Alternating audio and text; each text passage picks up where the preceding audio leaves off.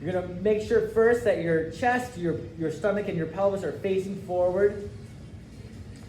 You're going to take a deep breath in. You're gonna radiate tension first. And what we're gonna do is we're gonna just isolate movement in this left hip. Gravity is coming down on this hip and on the lateral side of it. So what that allows us to do is really target the outside muscles of the glute. So once again, a radiate tension, and we're gonna elevate that top knee. We're gonna start in our hip flexion, or bringing the knee up toward the chest.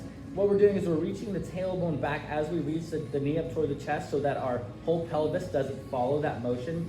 Then we're gonna go into hip abduction, or bringing the knee and foot up toward the sky.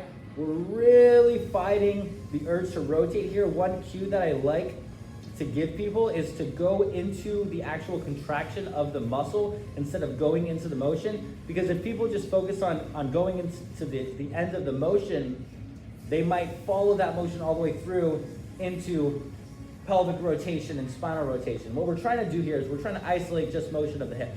So think about going into the muscle contraction instead, feeling the muscles on the outside of that glute and that hip contract.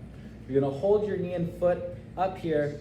Your new axis of motion is the front of the knee, so you're gonna hold your knee in that single pointed space and begin rotating that foot upward until you feel that burn in that muscle on the outside of our hip. This is our TFL. Really go into the muscle once again, go into the burn of the contraction of the muscle rather than going into the motion. Now we're gonna start to bring that knee and foot back out behind us, really tensioning through the belly here so we avoid arching the spine and compensating with the spine until we feel that glute squeeze. Once we feel that glute squeeze, that's the end of the motion. We know that the motion is complete when we feel the contraction of the muscle that completes the motion. So squeeze that glute, tighten it like you're trying to pop it, hold that glute squeeze. We're gonna maintain that glute squeeze as the knee and foot travel up toward the ceiling, working to isolate just that singular plane of motion, that knee and foot traveling up toward the ceiling until we feel that burning or that almost that cramping sensation in the outside of the hip. That means that we're doing it right. We're getting into the right muscles here.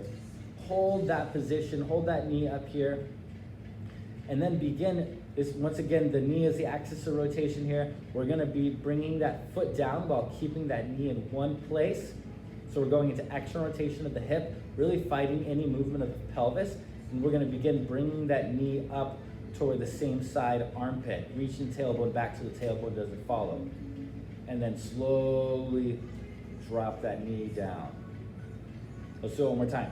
So knee and foot elevate, bring it up toward the chest, open up that pelvis forward, don't rotate the pelvis.